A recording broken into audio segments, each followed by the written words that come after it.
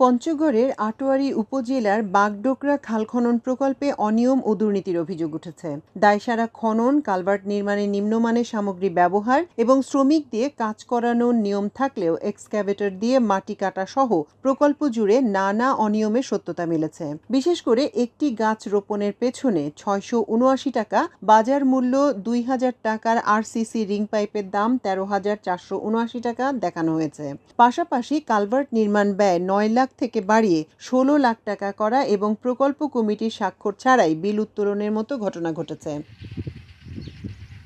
দুর্যোগ ব্যবস্থাপনা অধিদপ্তরের অধীন আটোয়ারী প্রকল্প বাস্তবায়ন অফিসের মাধ্যমে এই খাল খননের উদ্যোগ নেয় উপজেলা প্রশাসন। চলতি বছরের ৮ই মে বাগডোকরা কুলাডাঙ্গি পুল থেকে পশ্চিমে আব্বাস আলীর জমি পর্যন্ত ৬০৫ মিটার খাল খননের উদ্বোধন করা হয়। দুটি কালভার্ট নির্মাণ, পাইপ স্থাপন ও বৃক্ষরোপণ সহ প্রকল্পটিতে মোট ৫১,৫৩,৯৯৫ টাকা বরাদ্দ দেওয়া হয়। আটোয়ারী উপজেলা প্রকল্প বাস্তবায়নের কর্মকর্তাদের দেয়া তথ্য মতে, শ্রমিকদের মাধ্যমে খননে ২৫,৬২,৮০০ টাকা, এক্সকাভেটর দিয়ে খননে ৩,৫৬,০০০ টাকা, আরসিসি পাইপ স্থাপনে ৬,৪৭,০০০ টাকা, কালভার্ট নির্মাণে ১০,৫০,৮৫০ টাকা, ঘাস লাগানোয় ৭৬,৩৮১ টাকা এবং গাছ রোপণের জন্য ৬,৬১,৬০০ টাকা বরাদ্দ দেওয়া হয়। তবে প্রকল্পের দুটি কালভার্টের বরাদ্দ পরবর্তীতে বাড়িয়ে ১৬,৫৭,০০০ টাকা করা হয়। প্রকল্প এলাকা ঘুরে দেখা যায় ১,১৫৪টি বৃক্ষরোপণের কথা থাকলেও বাস্তবে রোপণ করা হয়েছে মাত্র ৬৮০টি, যাতে প্রতিটি গাছের গড়ে ব্যয় পড়েছে ৬৭৯ টাকা।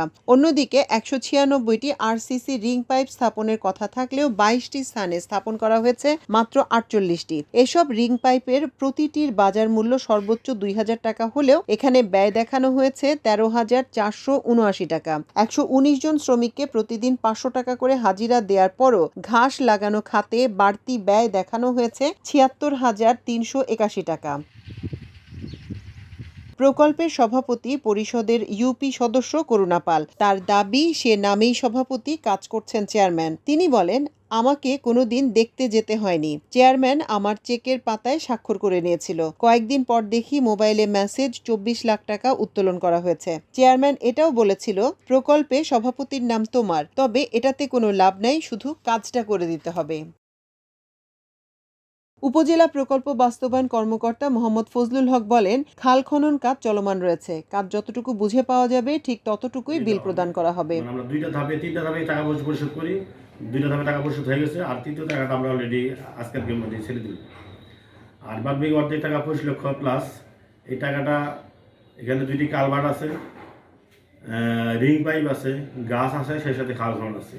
এই মোট হলে এখানে 25 লক্ষ টাকা।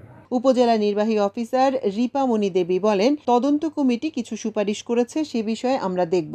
আর কাজ যেহেতু চলমান রয়েছে, দেখে বিল প্রদান করা হবে। তারপরেই জানতে পারবেন কোথায় কি খরচ হয়েছে, কত টাকা ফেরত দিচ্ছি। যেটা আমার মনে হয়েছে ঠিক হয়নি, সেটা কিন্তু আমি ভেঙে নতুনভাবে গড়ার নির্দেশনা দিয়েছি।